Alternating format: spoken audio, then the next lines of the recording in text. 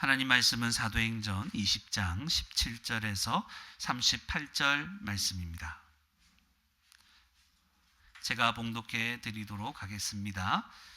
바울이 밀레도에서 사람을 에베소로 보내어 교회 장로들을 정하니 오매 그들에게 말하되 아시아에 들어온 첫날부터 지금까지 내가 항상 여러분 가운데서 어떻게 행하였는지를 여러분도 아는 바니 곧 모든 겸손과 눈물이며 유대인의 관계로 말미암아 당한 시험을 참고 주를 섬긴 것과 유익한 것은 무엇이든지 공중 앞에서나 각 집에서나 꺼리낌 없이 여러분에게 전하여 가르치고 유대인과 헬라인들에게 하나님께 대한 회개와 우리 주 예수 그리스도께 대한 믿음을 증언한 것이라. 보라, 이제 나는 성령에 매여 예루살렘으로 가는데 거기서 무슨 일을 당할는지 알지 못하노라. 오직 성령이 각 성에서 내게 증언하여 결박과 환난이 나를 기다린다 하시나 내가 달려갈 길과 주 예수께 받은 사명 곧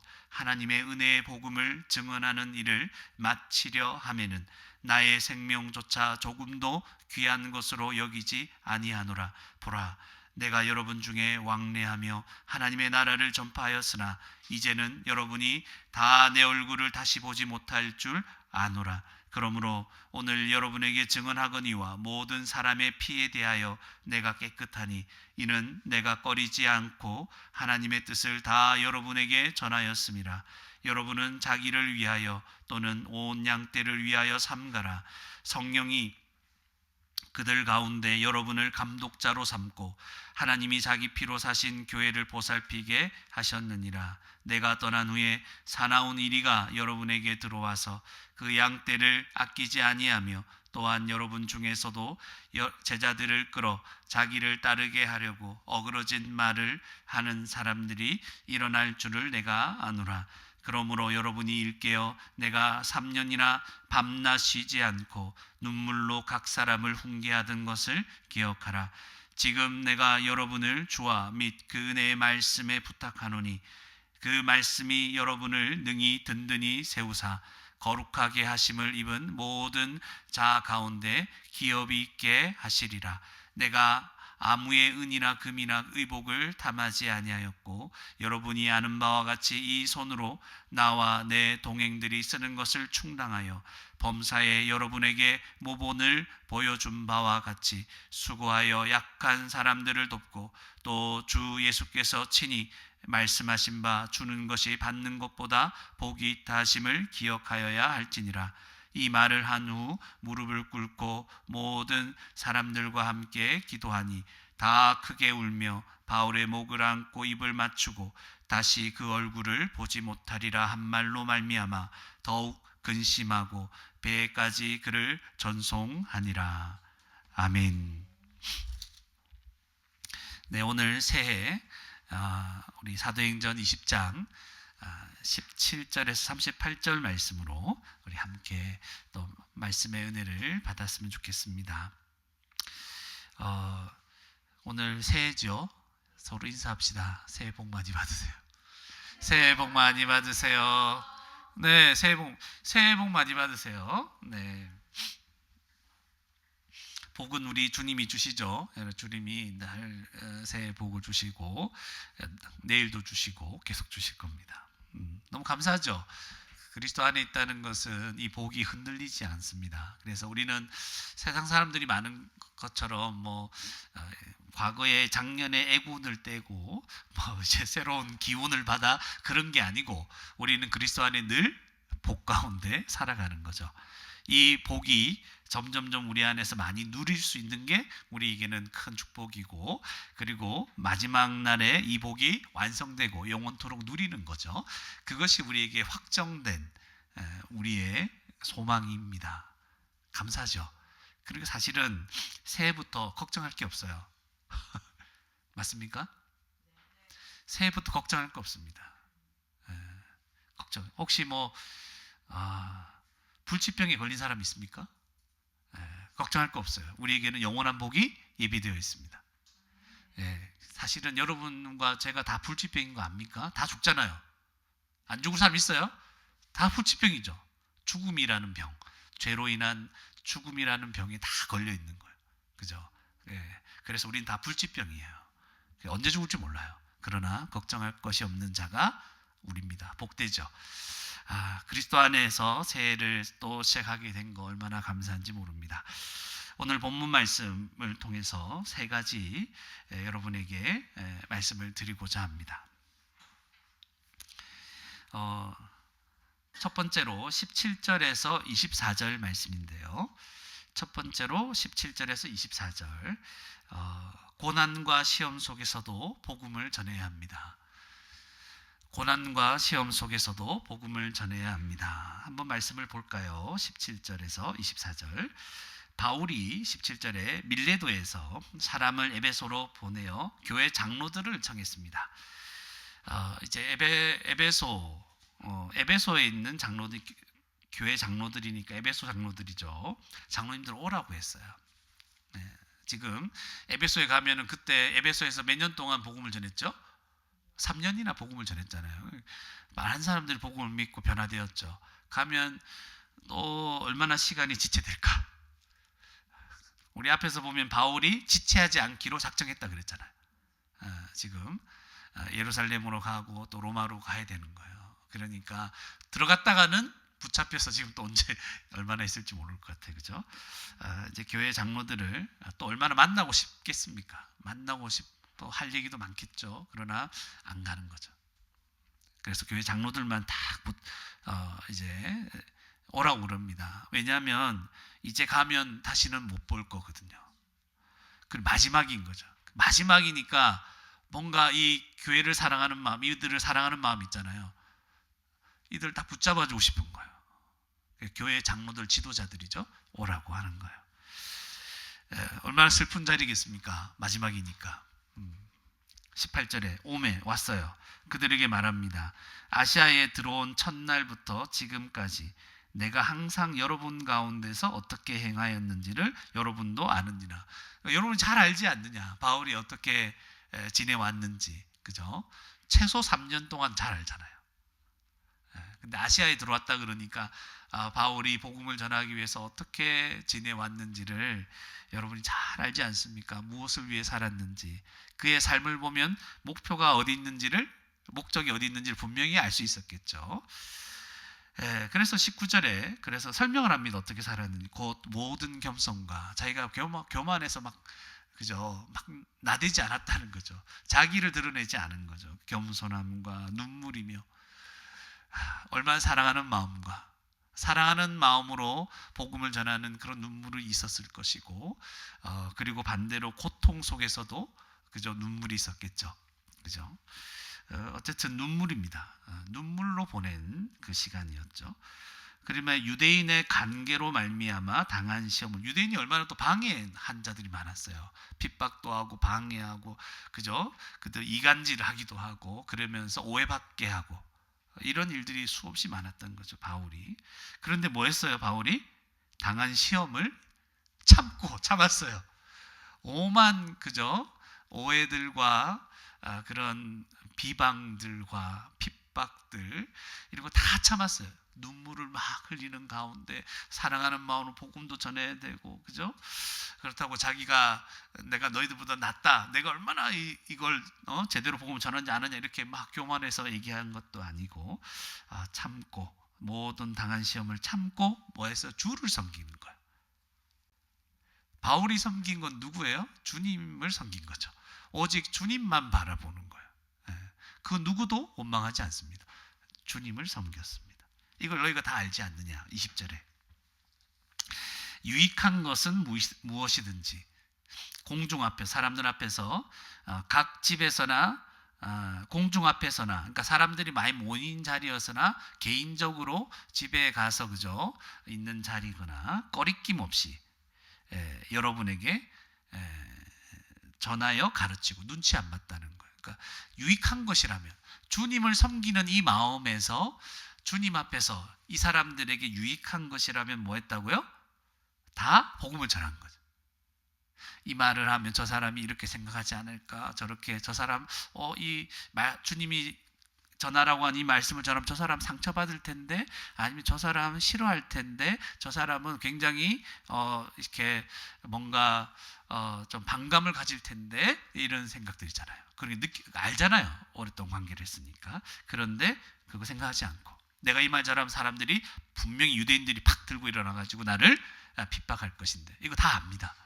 그런데 주님을 생각하는 마음으로 그들에게 유익한 것이라면 다 전했다는, 꺼리낌 없이 여러분에게 전하여 가르치고. 21절에 그래서 유대인과 헬라인들에게 하나님께 대한 회개와, 그러니까 그들을 회개하게 하는 거죠. 유대인이든 헬라인이든. 그러니까 꺼리 끄는 것이 많았겠죠. 그죠? 죄에 대해서 얘기를 해야 되니까. 그래서 하나님께 대한 회개와 우리 주 예수 그리스도께 대한 믿음을 증언했다. 그죠? 그러니까 여러분, 예수님 믿으려면 여러분 복음을 전할 때 여러분이 그걸 들어야 돼요. 듣고, 내가 죄인이구나, 내가 찢어 죽일 죄인이구나, 나 이러다가 영원토록 심판받아 멸망받아 죽겠구나, 이런 것들을 내 마음에 꺼리들어. 내가 뭐 죄인인데, 그런 거 생각하지 말고 그걸 받아들여야 돼요. 그리고 회개할 수 있는 은혜가 임해야 됩니다. 그리고 예수 그리스도를 믿어야 돼요. 그죠? 예수 그리스도를 믿는 게 어렵습니다.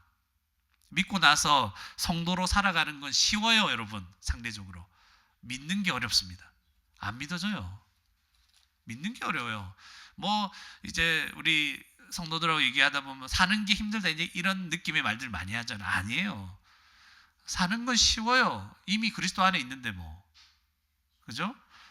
내가 그냥 날마다 회개하고 또 말씀을 받아들이고 다시 일어서면 금방 일어나잖아요. 안 그래요? 주님의 은혜가 있잖아요. 근데 안 믿는 자들은 믿기가 어렵습니다. 그냥 사망 가운데 있는 거예요. 회복이 아니에요. 아예 그냥 죽어 있는 거예요. 이걸 알아야 됩니다. 그래서 복음이 선포될 때는 꺼리는 것들이 많아요. 그래서 어떤 면에서는 나하고 상관없는, 왜 저런 말 하냐, 재밌는 말 안 하고, 목사님은 지겹다는 생각이 들면서 그저 잠도 오고 막 이렇게 듣기 싫고 막 그런 거예요. 그게 복음이 그런 겁니다. 그래서 22절에 보니까, 보라, 이제 나는 성령에 매여, 성령의 감동하심과 인도하심이 있는 거예요. 어디로 갑니까? 예루살렘으로 가는 거예요. 가는데 뭐라고 하냐면, 거기서 내가 무슨 일을 당할지 알지 못하노라. 내가 예루살렘을 가야 된다는 걸 알기 때문에 갑니다. 지체하지 않고. 근데 가서 무슨 일을 당할지 모른다고 그래요.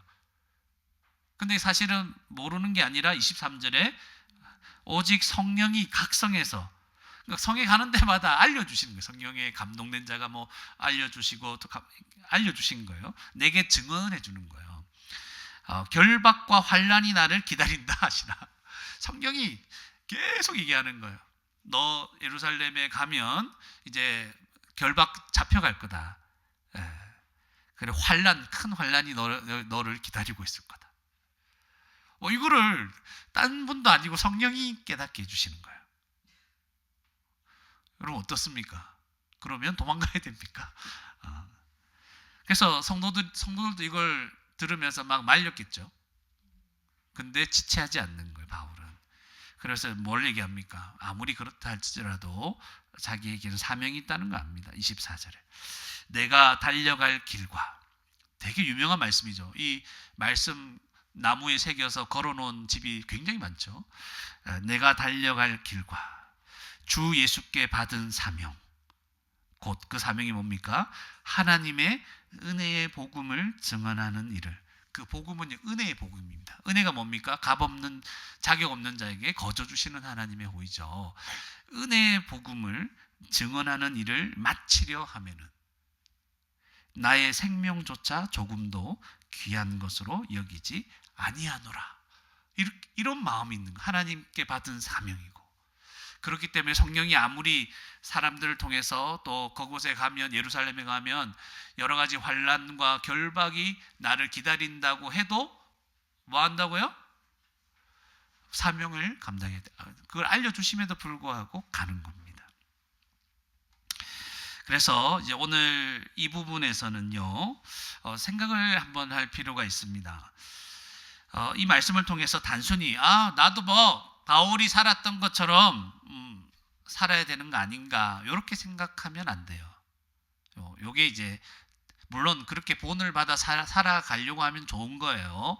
그러나 단순히 나도 바울처럼 살아야 되는구나 이렇게 생각하면 약간 이렇게 문제가 생깁니다. 그렇게 살 수 없다는 생각이 확 밀려오거든요. 그게 아니고 오늘 생각해야 될 건 뭐냐면 오히려 바울은 왜 이렇게밖에 살 수 없었는가를 생각해야 되는 거예요. 바울은 왜 이렇게밖에 살 수 없었을까? 그냥 바울을 따라가지 말고, 그죠? 우리는 은혜를 따라가야 되겠죠. 바울은 왜 이렇게밖에 살 수 없었을까? 바울을 다시 그의 인생을 되돌려놔도 바울은 이렇게 살았을 거예요. 아니 더 열심히 살았을 거예요. 그죠?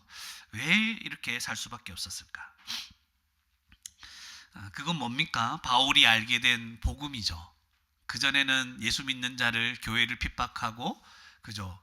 죽이도록 넘겨주는 그런 자였잖아요. 살기가 가득했죠. 그랬던 자가 이 복음, 이 성경 전체 하나님께서 우리를 어떻게 구원하시고자 하는 그 뜻을 그가 다 깨달아 버린 거예요. 하나님 은혜로. 그러니까 이 복음 이게 얼마나 귀한지를 아는 거예요. 그리고 그런 하나님이 누군지를 자기가 구약의 말씀을 통해 어릴 때부터 공부했던 그 하나님이 아니고 그 하나님이 예수 그리스도를 통해서 우리를 구원하시려는 그 은혜의 하나님이 누군가를 분명히 만나게 된 거죠. 예수 그리스도 만났죠. 그죠? 다메섹 도상에서 빛 가운데 예수 그리스도를 만났어요. 그리고 아까 뭐라고 되어 있습니까? 성령에 매여 성령의 역사 가운데 지금까지 살아왔잖아요. 그분이 깨닫게 해주시고 위로해 주시고 알려주시고 감동하시고 인도하시는 이 모든 역사 가운데 있었죠.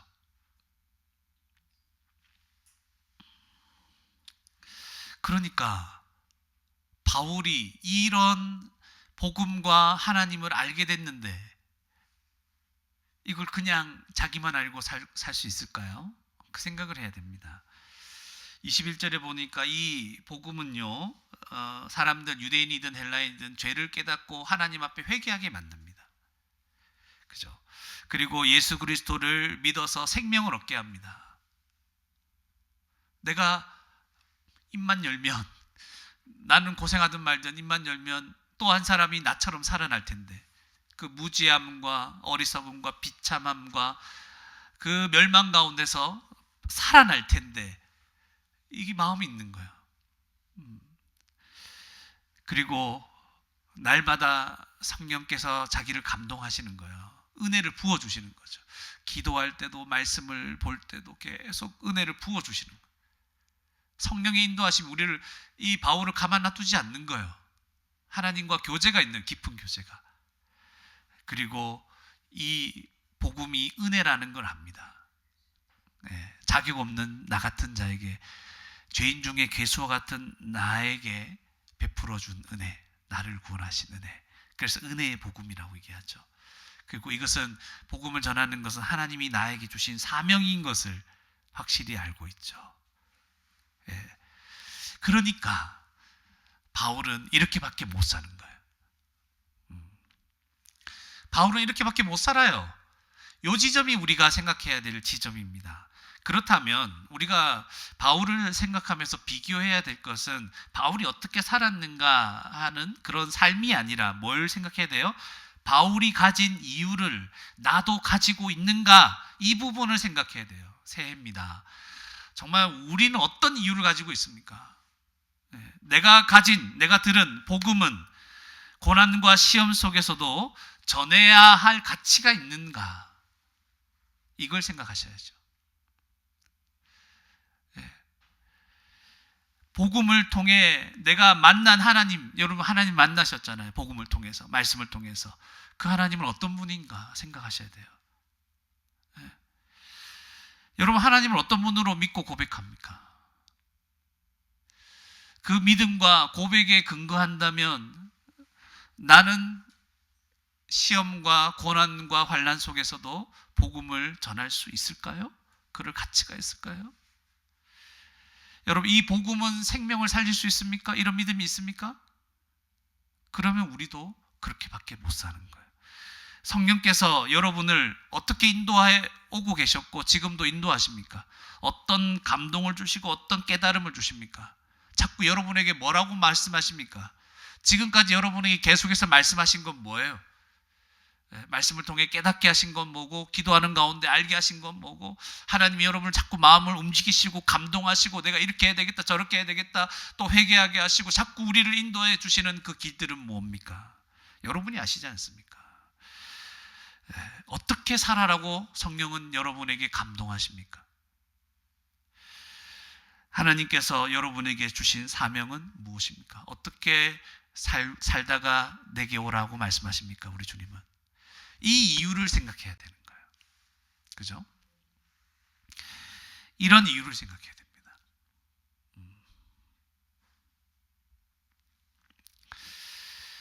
그래서 여러분, 이 이유가 내게 없다면, 약해졌다면 이걸 새롭게 해야 되겠죠.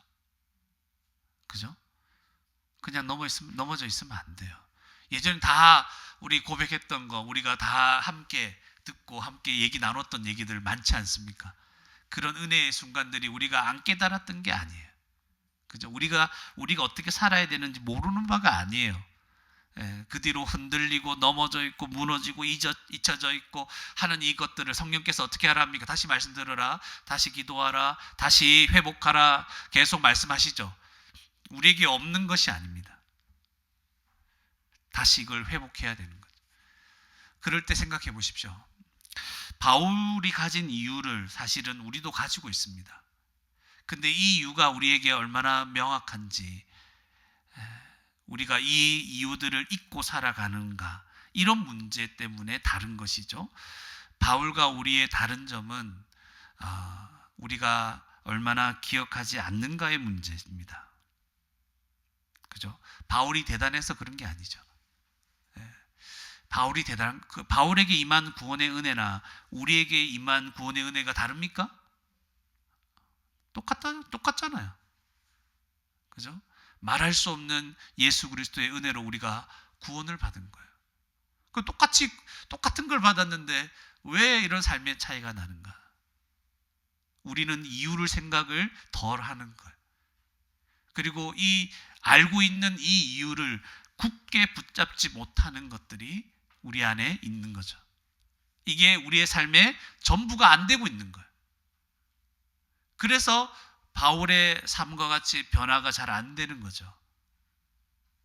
오늘 말씀드립니다. 바울의 삶을 그냥 따라하면 못 따라합니다. 바울이 가진 그 이유와 그 은혜들을 우리가 생각을 해야 되는 거죠. 그래서 우리는 이 이유들을 다시 붙잡고 뭐 해야 됩니까? 19절과 같이 모든 시험을 참고 주를 섬겨야 할 것입니다. 여러분에게 있는 시험들 생각해 보세요. 어떤 시험들이 있어요? 여러분에게 있는 고통이 무슨 고통이 있어요? 염려, 걱정들, 두려움 뭐가 있습니까? 이거 여러분 시험하는 거죠. 여러분 가정에 어떤 어려움이 있어요? 새해가 시작됐는데도 변함이 없고 앞으로 계속될 것 같은 어려움들, 고통들, 갈등들 뭐가 있어요, 여러분? 여러분 잘 아시죠? 우리 교회는 어떤 어려움이 있을까? 그죠? 이것도 아십니까? 이런 것들 전체. 그래서 이런 것들이 다 시험이 되는 거예요. 개인적으로 여러분을 시험하는 것들, 가정에서 여러분을 시험하는 것들, 그죠? 교회에서 그런 어려움들, 이 모든 것들 속에서 우리는 시험을 참고 어떻게 해야 된다고요? 주님을 섬겨야 하는 거죠. 주님만 바라보세요. 이런 어려움 속에서도 우리는 복음을 계속해서 증거할, 전하며 살아갈 가치가 있습니까? 그런 이유들이 있나요? 이런 거예요. 27처럼 유익한 것, 이 유익한 것이 뭘까요? 복음이죠. 유익한 것은 꺼리낌 없이 전하고 가르쳐야 되는 거예요. 이런 상황 속에서 우리는 여러 가지 시험들이 있어요. 그렇지만 꺼리낌 없이 복음을 전해야 된다는 거죠. 꺼리낌 없이. 복음을 들을 때 꺼리낌이 있다고 그랬죠.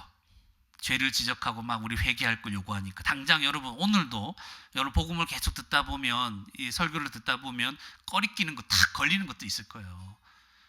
그 전하는 저도 마찬가지고 걸리는 거 있어요. 당연히 복음을 있는 그대로 정직하게 딱 보면요, 있습니다. 꺼리껴져요. 피하고 싶고 외면하고 싶고 뭉개고 싶고 넘기고 싶어요. 그러나 피하지 말고 받아들여야 됩니다. 일단 우리가 들리는, 가르쳐지는 복음에 대해서 피하지 마세요. 그대로 받아들이고 생각하고 이것을 딱 품어야 돼요. 그래야 우리가 생명을 얻습니다. 믿지 않는 자들은. 그리고 이걸 받아들여야 회복합니다. 우리가 자라납니다. 성화됩니다. 하나님을 더 가까이 할 수 있습니다. 말씀이 들릴 때 그게 나한테 위로가 주는 거, 기쁨을 주는 거, 소망을 주는 것만 붙잡지 말고 내 마음에 턱 걸리게 만들어서 나를 깊은 회개 가운데 이끌어들이는 그런 말씀이 있으면 받아들이고, 그 앞에서 엎드려서 주님 앞에 나아가셔야 됩니다. 그리고 중요한 것은 또 말씀을 증거하는 저죠. 제가 여러분의 눈치를 보지 않고 거리낌 없이 말씀을 전하도록 여러분은 기도해 주시고 그렇게 항상 저를 바라보셔야 됩니다. 그런 생각을 가져도 나중에 막 목사에 대해서 비방하려는 마음들이 생길 수 있을 겁니다. 그러나 여러분, 저도 이 마음을 늘 가지기 위해서 얼마나 애를 쓰는지 모릅니다. 제가 모르겠습니까? 저도 압니다. 내가 이 성경에 나와 있는 이 내용을 가지고 이렇게 말을 하면 걸리는 사람이 있다는 거 알까요, 모를까요? 알죠. 그렇다고 제가 그걸 막 이렇게 부드럽게 만들고 빼버리고 말 안 하면 어떻게 됩니까?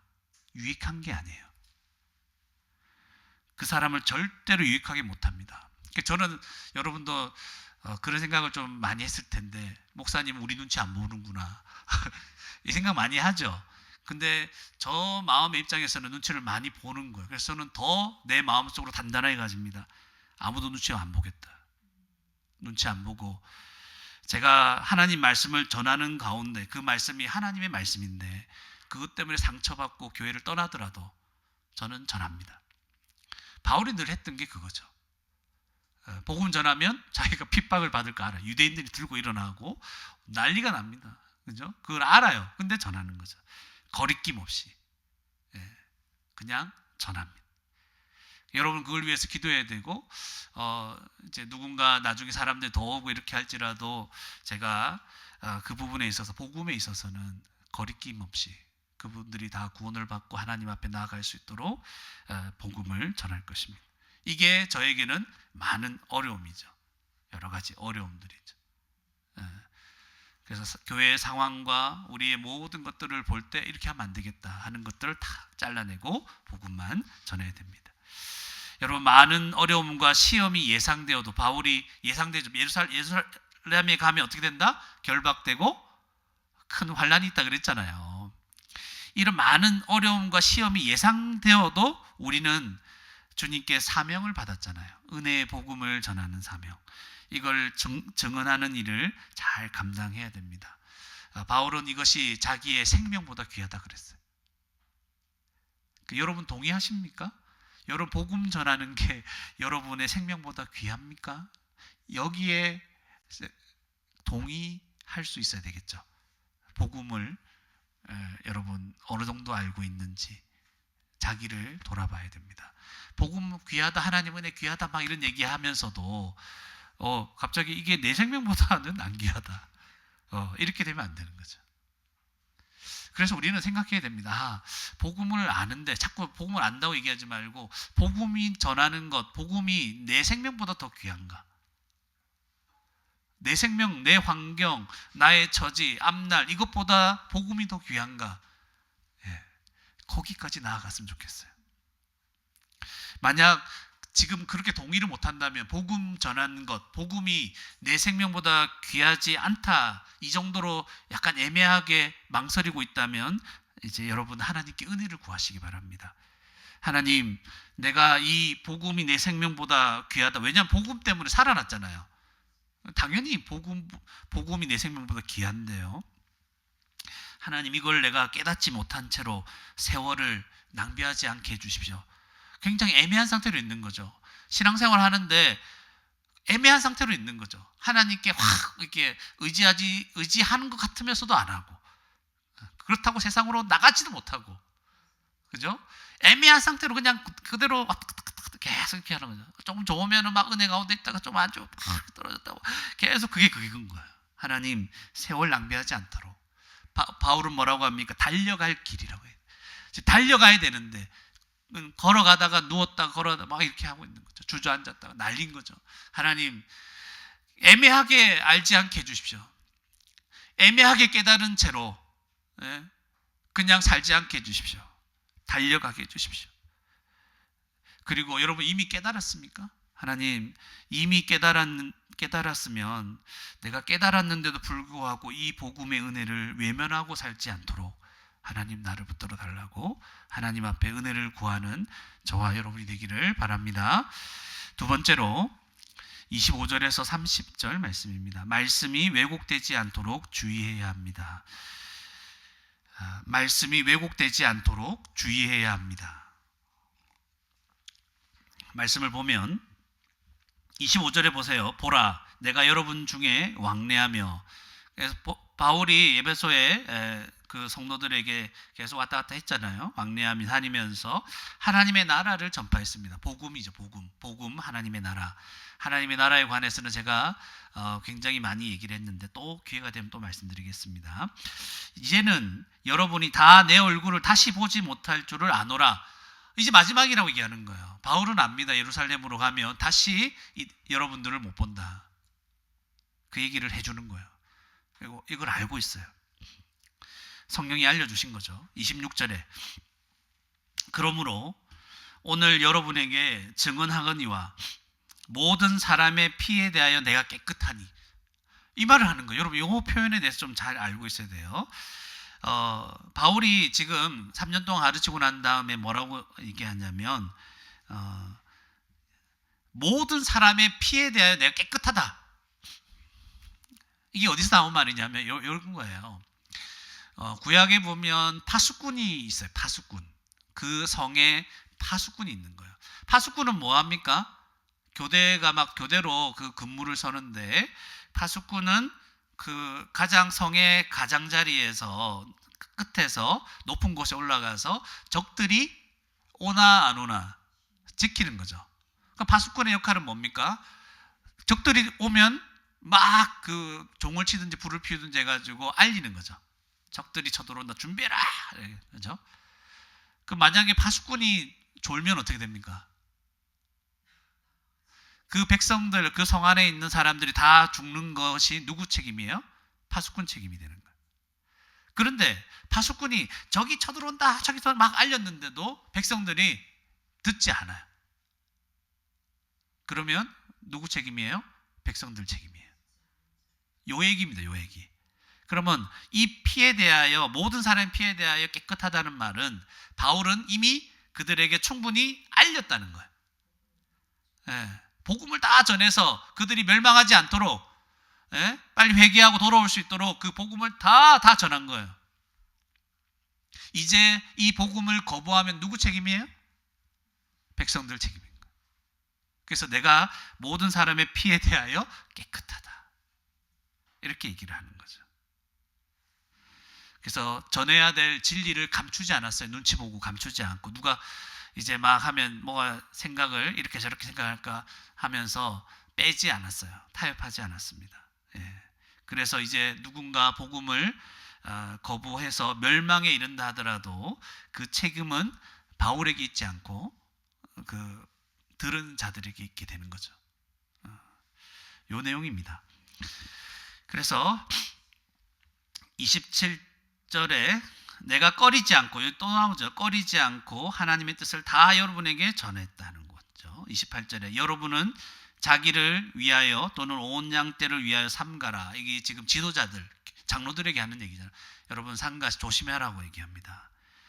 모든 것을 조심하라. 왜냐하면 성령이 그들 가운데 여러분을 감독자로 삼고, 그러니까 성령 하나님께서 이 교회 장로들, 교회 지도자들이죠. 이들을 감독자로 삼은 거예요. 지도자로 세운 거죠. 그러니까 여러분 이 장로들은 요 당시에 한 두 가지로 생각하시면 됩니다. 목사와 지금의 장로 요 두 가지를 같이 갖고 있다라고 생각하셔도 돼요. 또는 나눠지기도 하고 점점 분화가 되거든요. 그래서 오늘날은 목사, 말씀을 가르치는 자, 그리고 장로들도 사실 말씀을 가르치는데 목사가 가르친 것을 성도들에게 자세하게 알게 하는 게 장로들 요 역할이 되는 거예요.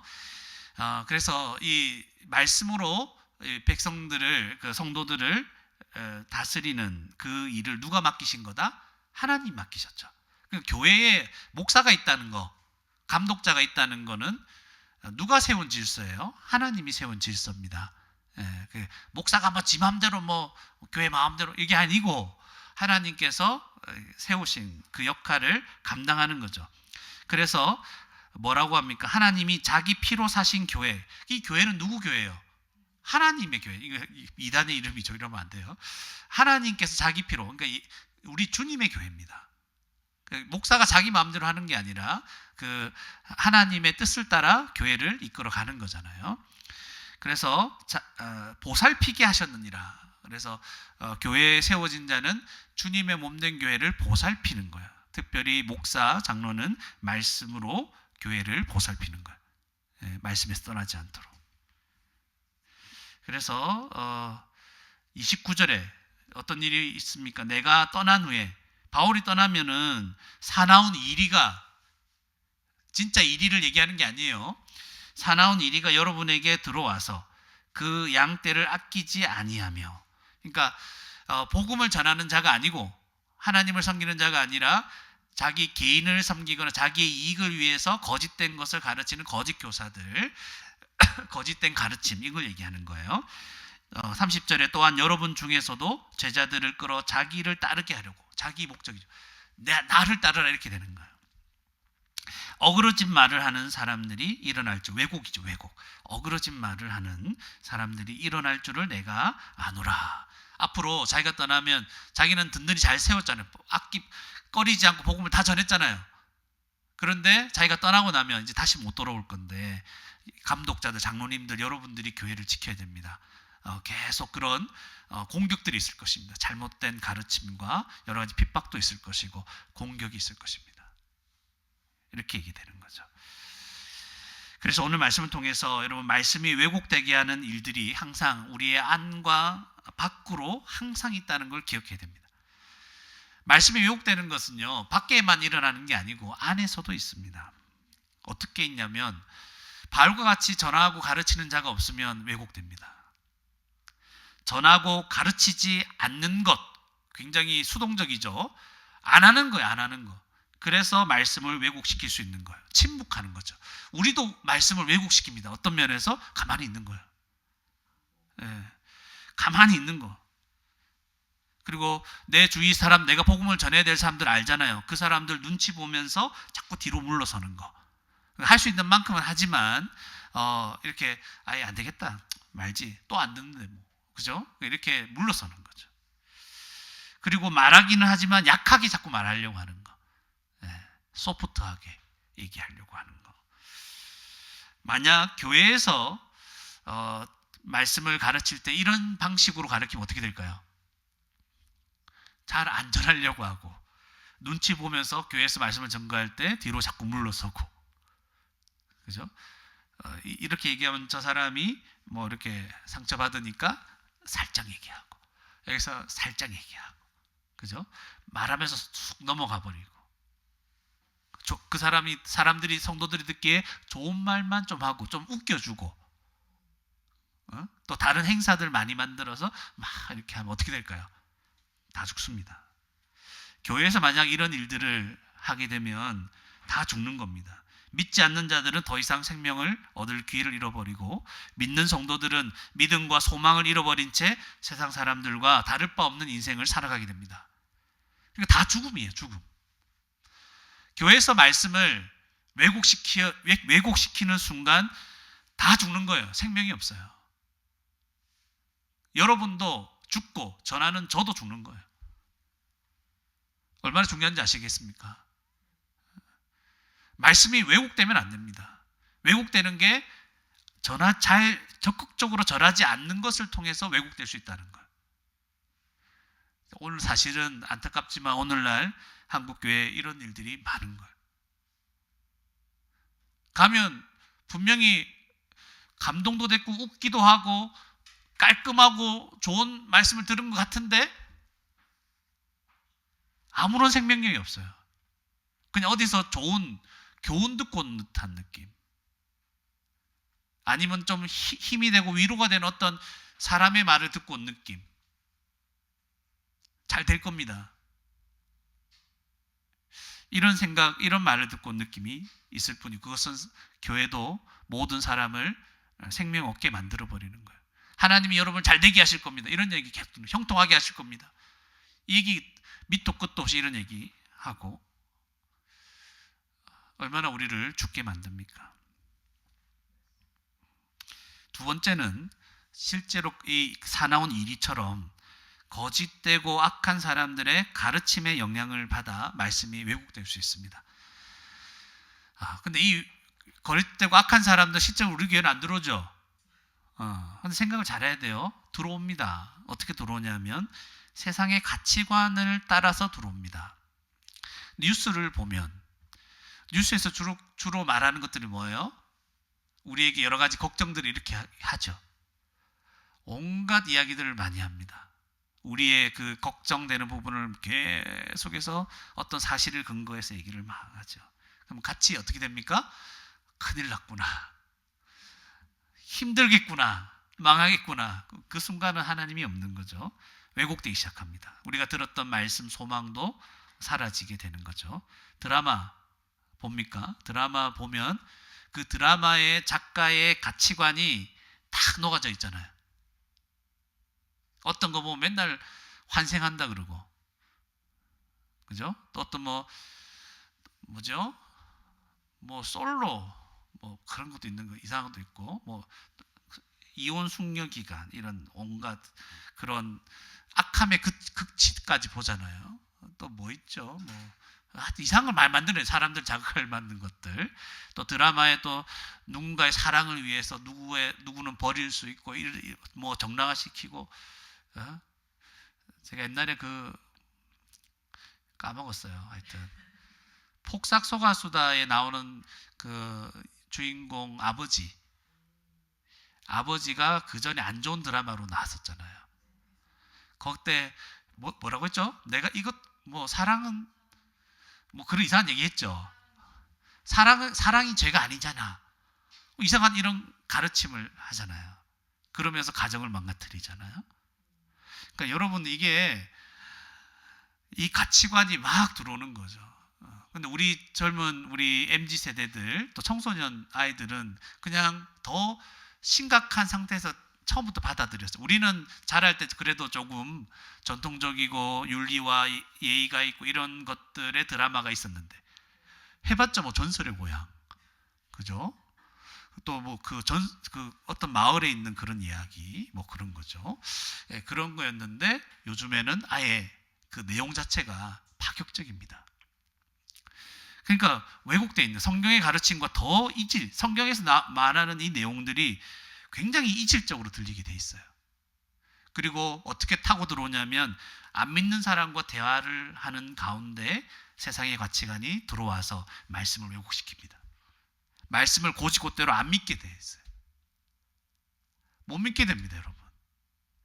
그래서 우리 아이들도 학교 친구들하고 막 주로 안 믿는 사람 많으니까 요즘에는, 그죠? 대화하다 보면 그냥 세상의 가치관을 그대로 다 배워와 있는 거예요. 기본. 그래서 교회 와서 내가 예수님에 대한 이야기, 이 성경의 가치관, 이 소망을 들으면 굉장히 밖에서 얘기하기를 부끄러워합니다. 가르침의 싸움입니다.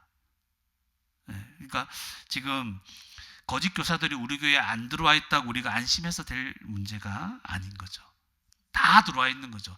그러니까 일주일 동안 여러분 바깥에서 살다가 교회 와서 말씀을 딱 있는 그대로 들으면 처음에 약간 거부감이 생기는 거예요.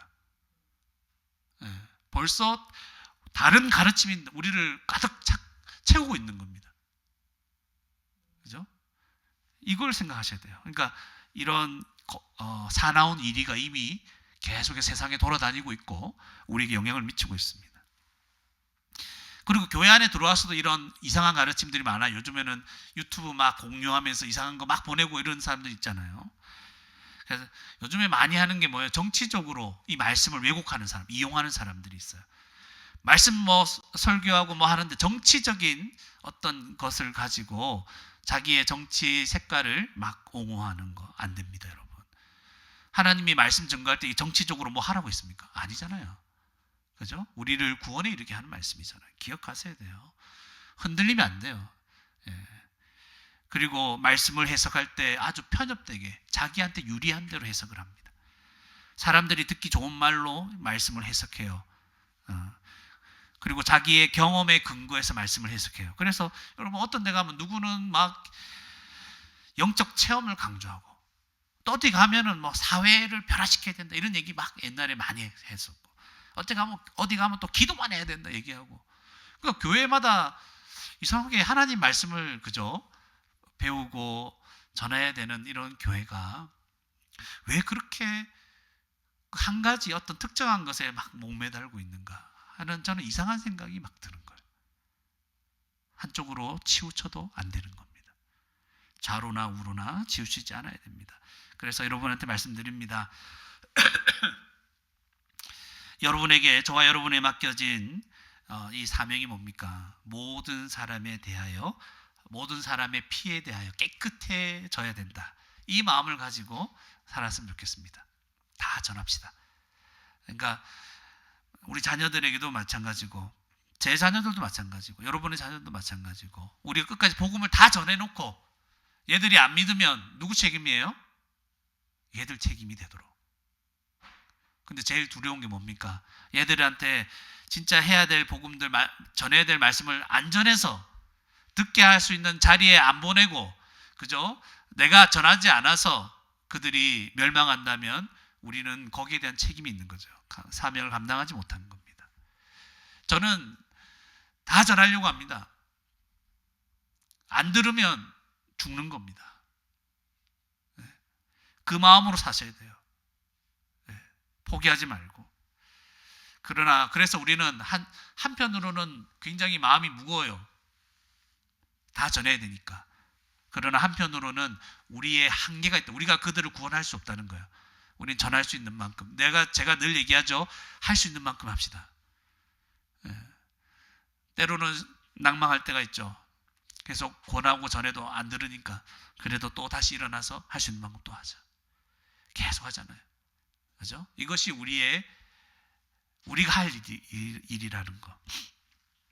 그래서 이 기억하고 말씀이 나로 말미암아 왜곡되지 않도록 잘 전할 수 있도록 하고 잘못된 가르침이 내 안에 들어와서 내가 전하는 말씀을 왜곡시키지 않고 그런 잘못된 가르침의 영향들이 우리 안에 또 우리 교회 안에 우리 아이들 안에 계속 뿌리 내리지 못하도록 날마다 영향 끼칠 겁니다. 뿌리 내리지 않도록. 그래서 우리는 날마다 하나님 말씀 앞에 정직하게 우리를 세워야 됩니다. 자꾸 제가 말씀 보라고 그러잖아요. 말씀 묵상하라 그러잖아요. 말씀 앞에 우리를 정직하게 세우지 않으면 왜곡돼요. 왜곡. 그날 왜곡되고 그 다음날 또 왜곡돼요. 그래서 하나님 말씀이 곧이곧대로 안 믿어진다는 거니까. 안 믿어져요. 안 믿어져. 하나님을 의지하는 마음도 약해져요. 다 망가지기 시작합니다. 날마다 말씀 앞에 자기를 세워야 돼요. 그 말씀을 생각하셔야 된다니까요. 그렇게 하지 않으면 안 돼요. 예전에 여러분 기억합니까? 성경적 교회에 대해서 제가 얘기하니까 정말 그런 교회 가능하냐고. 그러니까 얼마나 왜곡된 것들 우리 안에 많이 들어와 있어서 이 말씀이 그냥 말씀에서 그대로 얘기하고 있는데도 이 말씀을 못 믿겠다고 하는 거예요. 그죠? 이런 현상이 우리 가운데 날마다 있다는 걸 기억하시고 말씀이 내 안에서 왜곡되지 않도록 말씀을 다 전하고 또 그 말씀을 우리가 날마다 그 앞에 서서 우리를 새롭게 할 수 있는 저와 여러분이 되기를 바랍니다. 마지막으로 31절에서 38절이죠. 보시면 그러므로 여러분이 어떤 내용이냐면 하나님과 그 은혜의 말씀에 든든히 서야 합니다. 하나님과 그 은혜의 말씀에 든든히 서야 합니다. 내용은 간단합니다. 그래서 그러므로 31절에 여러분이 일깨어 내가 3년이나 밤낮 쉬지 않고 얼마나 열심히 3년 동안 가르쳤습니까? 눈물로 각 사람을 훈계했습니다. 그걸 기억하라. 그러니까 말씀을 생각하라는 거예요. 그래서 32절에 지금 내가 여러분을 주와 및 그 은혜의 말씀에 부탁한다. 주님께 부탁하고 또 뭐에 부탁한다? 말씀에. 그러니까 주님께 부탁한다는 건 주님이 인도해 주시겠죠. 그죠? 그러나 실제로 우리 눈에 딱 보이는 건 뭐예요? 말씀이죠. 은혜의 말씀에 여러분을 맡긴다. 나는 떠나지만. 그 말씀이 여러분을 어떻게 한다고요? 능히 든든히 세운다는 거예요. 거룩하게 하심을 입은 모든 자 가운데 기업이 있게 하시리라. 어떤 기업? 하나님이 주신 하나님의 나라. 이 말씀을 통해서 우리는 구원에 이르게 되는 거예요. 하나님이 약속하신 모든 것을 받게 되는 겁니다. 그래서 33절부터는 내가 아무의 은이나 금이나 의복을 탐하지 아니하였고, 바울이 이것만을 바라고 그가 살았던 모습들. 34절에 여러분이 아는 바와 같이 이 손으로 나와 내 동행들이 쓰는 것을 충당하여, 이것 때문에 여러분이 혹시나 오해해서 시험에 들까 해서 바울은 자기 힘으로 할 수 있는 것 열심히 했어요. 그래서 나중에 교회들이 바울을 도와서 그가 복음 전하는 일에 집중할 수 있도록 사람도 보내고, 그죠? 필요한 것도 보내잖아요. 그럼 더 복음에 충실하고. 그러나 내가 지금 여러분에게 복음을 전한 여러분들에게는 뭔가를 구하지 않은 거예요. 35절에 범사에 여러분에게 모본을 보여준 바와 같이. 여러분, 어떤 본이 있다는 건 정말 행복한 거예요. 딱 이것저것 설명하지 않고 저렇게 사시는구나. 그냥 따라 살면 되는 거예요. 이런 면에서는 바울을 따라가면 되는 거예요. 또 우리가 본이 돼야 됩니다. 나 이렇게 살면 되겠네. 내 저분처럼 살면 되겠네. 이런 사람이 되면 됩니다. 그렇죠? 그렇게 하기 전까지 우리는 바울을 생각하고 우리 주변에 믿음이 좋은 사람을 생각하여서 모본을 보여주는 것. 수고하여 약한 사람들을 돕고, 그가 보여준 모본은 자기가 막 수고해서 우리 약한 사람을 돕습니다. 주 예수께서 친히 말씀하신 바 주는 것이 뭐라요? 받는 것보다 복이 있다. 주는 것이 그러니까 줄 수 있다는 건 그만큼 하나님의 은혜 가운데 있다는 거예요. 그 넘치는 은혜로 살아가고 있다는 거예요. 이 사람이 부자라서 그런 게 아니고 그 은혜가 있다는 거예요. 그래서 주고 싶은 거예요. 나는 주님으로 말미암아 넘치니까 주고 싶은 거예요. 주는 것이 받는 것보다 복되다 하심을 기억하라. 그러니까 이 장로들에게 계속해서 이런 모범이 되는 삶, 정말 사람들, 약한 사람을 돕고 섬기고 그들을 세우는 삶을 살아라. 그게 복되다. 36절에 이 말을 한 후 무릎을 꿇고 그 모든 사람과 함께 기도합니다. 마지막이잖아요. 다 크게 웁니다. 엉엉 웁니다. 마지막이니까. 바울의 목을 안고 입을 맞춘다는 것은 인사죠. 정말 사랑으로 이렇게 울고 떠나보내는 것. 가면 다시 못 올 것, 죽을 것 같은데, 고난받을 것 같은데. 38절 다시 그 얼굴을 보지 못하리라 한 말로 말미암아 더욱 근심하고 어떻게 되나. 그래서 배에까지 그를 끝까지 전송하고 헤어지게 됩니다. 그죠? 눈물의 헤어짐이죠. 그래서 오늘 이 마지막 말씀에서 간단하게 말씀드리자면 말씀에 맡기는 거예요. 은혜의 말씀에 우리를 부탁한다. 여러분, 말씀은 하나님이 우리에게 주신 은혜 반평 중에서도 가장 본질적이고 중심이 되는 겁니다. 생각해보면 복잡하지 않아요. 말씀으로 우리가 구원받죠. 말씀을 통해서 우리는 믿음이 견고해집니다. 깨달은 말씀 때문에 우리는 하나님을 알아갑니다. 그분이 어떤 분이신지. 그리고 그 은혜로 살아갈 수가 있습니다. 은혜 충만하게. 말씀으로 하나님의 뜻을 깨닫습니다. 그래서 그 깨달은 말씀을 통해서 우리는 하나님께 기도할 수 있습니다. 하나님이 우리에게 어떤 뜻이 있는지 그 뜻을 생각하면서 하나님 앞에 대답하며 기도하고 주님께 도움도 구하지만 하나님 뜻대로 살겠다고 얘기할 수 있습니다. 말씀을 통해서 우리는 성찬의 은혜가 뭔지를 또 알게 됩니다. 이렇게 살아가야 되는, 이렇게 성찬을 받을 때 이렇게 믿음으로 받고 그 은혜를 누리며 살아야 되는구나. 말씀으로 우리가 살아가는, 성도가 살아가는 삶의 이유도 알고 내가 살아가는 의미도 알 수 있고, 그래서 감사하고 기뻐하며 살아갈 수가 있는 겁니다. 말씀은 본질적인 거예요. 신앙생활에. 맞습니까? 우리의 본질입니다. 우리의 신앙생활은 그래서 말씀 생활이라고 생각하시면 돼요. 이게 답니다. 말씀을 가까이 하는 삶을 살기 위해 올 한 해도 최선을 다하시기 바랍니다. 이게 다예요. 다른 거 없어요. 신앙생활. 말씀의 뿌리를 내려서 기도하고 마음이 뜨거워지고 헌신하고 충성하고, 그죠? 순종하고 열매를 맺고 복음을 전하고 주님과 교제하고 다 그렇게 사는 거예요. 그래서 교회에서 하는 양육이 기본인 걸 또 다시 한번 설명합니다. 양육이 기본입니다. 이게 기본이고 더 뜨거워지려면 더 다른 거 또 하면 되겠죠. 그래서 생각해 보시면 여러분, 교회에서 하라고 하는 거 다 성실하게 다 하는데 목사님 살아갈 은혜가, 그리고 살아갈 힘이 없습니다, 이렇게 얘기한다면 제가 더 할 거예요. 네. 그건 제 책임이잖아요. 더 필요합니까? 제가 더 할 거예요. 그런데 교회에서 제시하고 있는 이 양육, 말씀을 날마다 보고, 그 다음에 우리 금요 강좌도 있고 설교도 있고 설교 나눔도 있고, 이걸 정말 성실하게 잘하고 있는데, 잘하고 있지 않다면 여러분, 신앙생활이 힘든 것을 이상하게 생각하지 마시기 바랍니다. 당연히 힘든 거예요. 밥 안 먹었는데 힘이 납니까? 힘들죠. 여러분, 추운 데 있다가 또 추운 데 나가면 어때요? 진짜 춥죠. 근데 따뜻한 데 있다가 밖에 나가면 견딜만 하죠. 이겁니다. 그러니까 교회에서 말씀을 공급받고 그 은혜를 붙잡고 그 은혜 가운데 목과하고 있는데, 그 가운데 일주일 동안 월요일부터 또 나가서 그 치열한 삶에, 그죠, 나를 고통스럽게 하는 현장에 가보세요. 어떻게 되는가? 또 힘들지. 인생이 힘든 거예요. 만약에 말씀의 은혜 가운데 있다면 그냥 노래를 부를 수 있어요. 몸이 뜨끈뜨끈 하잖아요. 노래를 부르면서 주님의 은혜를 찬송하면서 그렇게 살다가 다시 돌아와서 또 데우는 거예요, 우리 마음을. 그죠? 그래서 어떤 면에서 좀 비유가 이상하지만 교회는 목욕탕이다.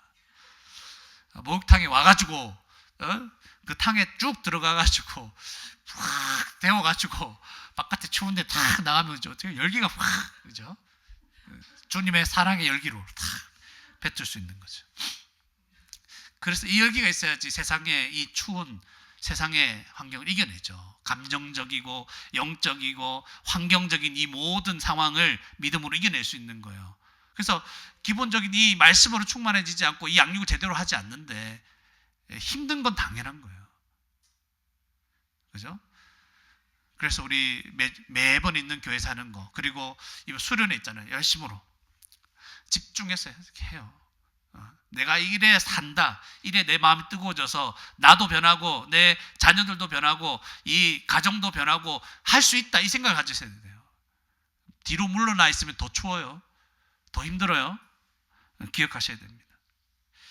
말씀을 기억하는 삶이 여러분을 붙들어 줄 겁니다. 든든히 세워 줄 겁니다.